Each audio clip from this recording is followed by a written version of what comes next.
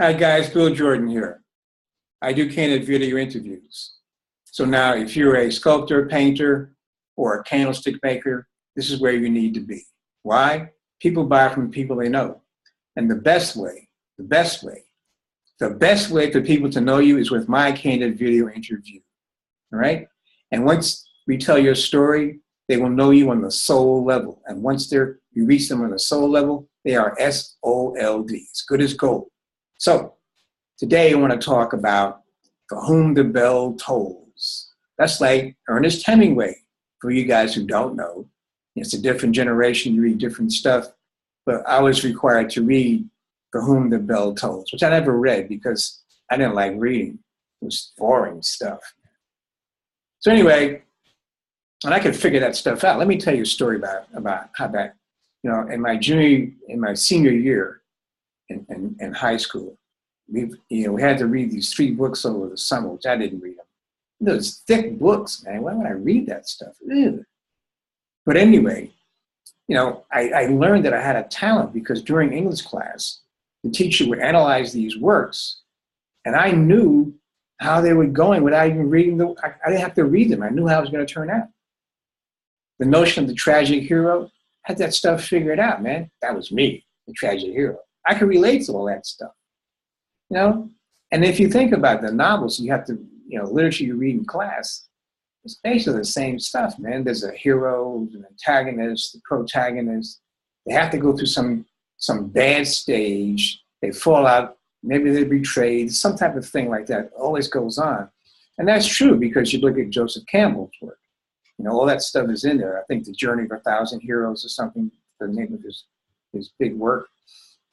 So anyway, getting back to For Whom the Bell Tolls, Ernest Hemingway, something about the Spanish Civil War. He was an American. He went over to Spain to fight on the side of the Falange, the rebel guys, against Franco.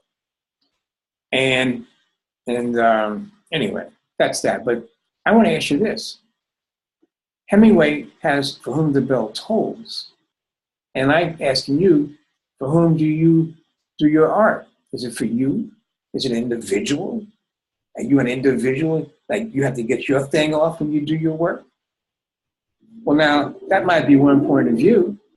Now, if that's the case, then what are you really saying? Because you're saying, hey, look, I'm an individual. I got my thing over here. Are you saying, forget the rest of you guys? Because it seems like, your work has to have some value, and the value that's given to it must solve some type of problem. That's why I always go back to the traditional art. It solved the problem. The problem was they needed more rain, they needed better crops, they needed something, they needed better communication with the spirits. Functional. Now today I made a post about bowls of fruit. Bowls of fruit can be functional too. Depends upon how you consecrate the work, how you think about it when you're making it. If you're making a bowl of fruit, to create that energy that a real bowl of fruit would have, and you put it on someone's wall, and they're getting that energy over time, that might be a good thing. That's powerful. That's good mojo, You know what I'm saying? That's good stuff, man. So I'm just saying, when you make your work, please think about what you're saying. Is it just for you? For me, it seems it has to have a global purpose, a human purpose. And that's how you become successful. Because you're helping people.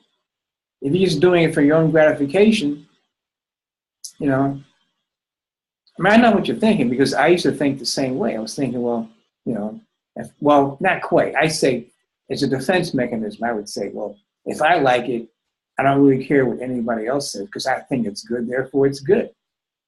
And that has a certain validity to it, but it's not totally correct. So if it's not totally correct, then I guess it's not correct. Okay?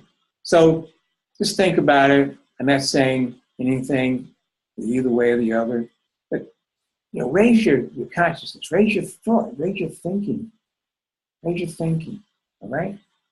Anyway, this is Bill Jordan here. I'm at 201-790-3368, all right? People know you by the story you tell. And I help you tell your story the best with a candid video interview, right? Hit me back, 201-790-3368. 3368. Thank you.